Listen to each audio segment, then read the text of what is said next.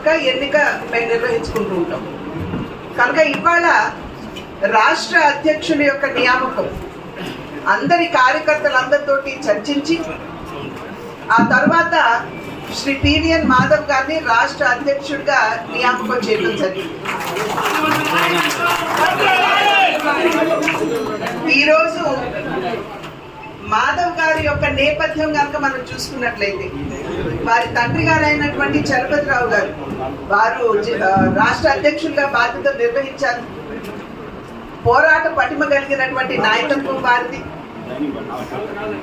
ప్రత్యేక ఆంధ్ర ఉద్యమం కావచ్చు, విశాఖ ఉక్కు కర్మాగారానికి సంబంధించినటువంటి ఉద్యమం కావచ్చు, అక్కడ ఉన్నటువంటి పరిశ్రమలు BHPV కావచ్చు, అటువంటి అనేక పరిశ్రమలలో ఉన్నటువంటి అక్కడ ఉన్నటువంటి పనిచేసే వారి యొక్క ఇబ్బందులు గుర్తెరిగి వారి పట్లాన పోరాటం చేయడం కావచ్చు. మంచి పోరాట పటిమ కలిగినటువంటి నాయకత్వం వారి తండ్రి గారి చలపతిరావు గారు. అదేవిధంగా వారు రాష్ట్ర అధ్యక్షులుగా బాధ్యతలు నిర్వహించినటువంటి సందర్భంలో సంస్థాగత పరమైనటువంటి అంశాల పట్ల కూడా సంపూర్ణమైనటువంటి అవగాహన కలిగినటువంటి వారు. ఎమర్జెన్సీ సమయంలో కూడా వారు జైలుకు వెళ్ళినటువంటి విషయం వారు మాత్రమే కాదు, వారి సతీమణి కూడా జైలుకు వెళ్ళినటువంటి విషయం మనందరికీ తెలుసు. కనుక అటువంటి నేపథ్యం నుండి వచ్చినటువంటి పివిఎన్ మాధవ్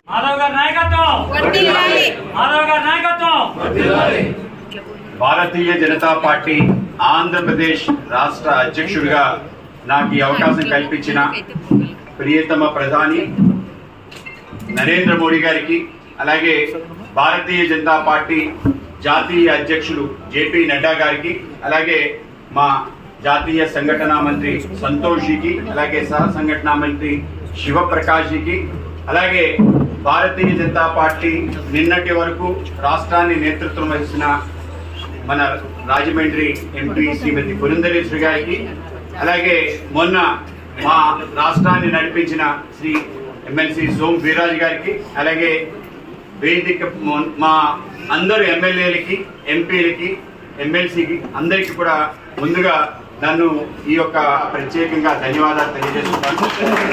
తప్పనిసరిగా అందరి ఆలోచన, అందరి యొక్క సంకల్పం, అలాగే మా నాయకత్వం అందరినీ కలుపుకొని ముందుకెళ్తూ ఏ నిర్ణయం తీసుకున్నా కూడా అందరినీ కలుపుకొని నిర్ణయం తీసుకుంటానని, అలాగే ఈ రాష్ట్రంలో ప్రజలందరూ కూడా ఒక విశ్వాసాన్ని ప్రకటించారు. ఏదైతే కూటమి తెలుగుదేశం జనసేన బాధ్యత ఏదో ఇది అత్యంత గౌరవంగా నేను భావిస్తున్నాను. తప్పనిసరిగా దాని గౌరవాన్ని మరింత రెట్టింపు చేయడానికి ప్రయత్నం చేస్తాను.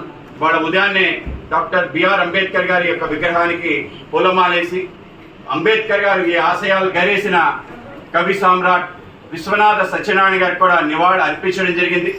ఆయన ఈ రాష్ట్రంలో ఏదైతే రాష్ట్ర విభజన జరిగిన సమయంలో ఈ రాష్ట్రానికి శాసన భాషగా తెలుగు ఉండాలని చెప్పి, శాసన భాషకి తెలుగు ఉండాలి అంటే తెలుగు నిఘంటు ఒకటి కావాలని చెప్పి ఒక పెద్ద ప్రబంధాన్ని ఆయన తీసుకురావడం జరిగింది. ఆ రోజు బూర్గుల రామకృష్ణ గారు విశ్వనాథ సత్యనారాయణ గారిని అధ్యక్షత వహించి ఒక మన ప్రాంతానికి, ఆంధ్ర ప్రాంతానికి రాజ్యాంగం లాంటి శాసనం ఏ విధంగా నడవాలి, దాంట్లో ఏ విధంగా ఉత్తర ప్రత్యుత్తరాలు ఉండాలి అని చెప్పి ఒక నిఘంటువు తయారు చేశారు.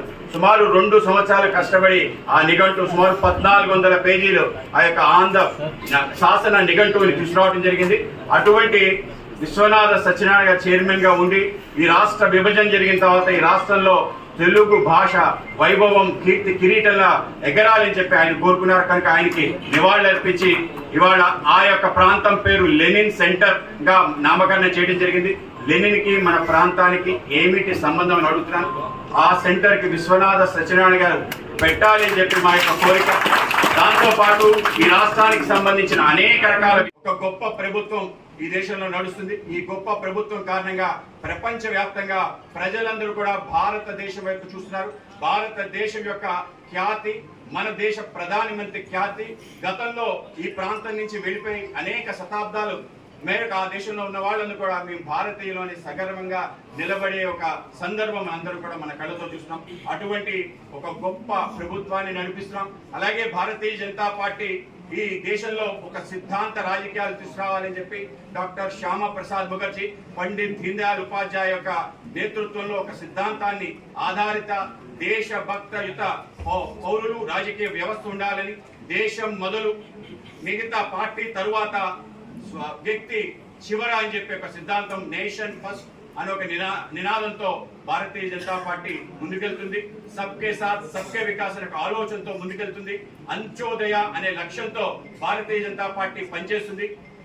ఒక పక్క ఆకుపచ్చ, ఇంకో పక్క ఏదైతే మన దేశం యొక్క ఏదైతే ధర్మం ఉందో ఆ ధర్మానికి ప్రతీకమైన కాషాయ జెండా కలిపి భారతీయ జనతా పార్టీ చిహ్నమైన కమలం పువ్వు బురద లాంటి రాజకీయాల నుంచి కమలం ఏ విధంగా వికసించి పరిమాణాలు ఇస్తుందో అటువంటి కమలం పువ్వు జెండా ఏదైతుందో తప్పనిసరిగా ఈ దేశ, ఈ రాష్ట్ర అన్ని సమస్యలకి సమాధానం ఇస్తుందని, అటువంటి గొప్ప పార్టీకి రాష్ట్ర అధ్యక్షుడిగా పదవి స్వీకరించడం నిజంగానే నాకు దక్కిన గొప్ప గౌరవంగా భావిస్తూ దీనికి దీవించిన ప్రతి కార్యకర్తకి ధన్యవాదాలు తెలియజేస్తూ ముగిస్తున్నాను. భారత్ మాతా కీ జై.